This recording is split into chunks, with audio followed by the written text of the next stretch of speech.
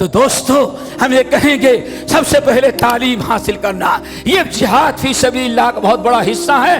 ہم کتاب و سنت کی تعلیم حاصل کریں، اور جب کتاب و سنت کی تعلیم حاصل کریں گے تو ہمیں زبان سے، ہم اپنی زبان سے اسلام کی حمایت، نبی کی حمایت، اسلام کی تائید، پتہ نہیں کتنے سربلندی کی باتیں کریں گے، اور یقیناً ہمیں اللہ تعالیٰ کامیابی کرے گا۔ جو اللہ جبرائیل امین کو اس وقت مدد کے لیے بھیجا تھا، کب؟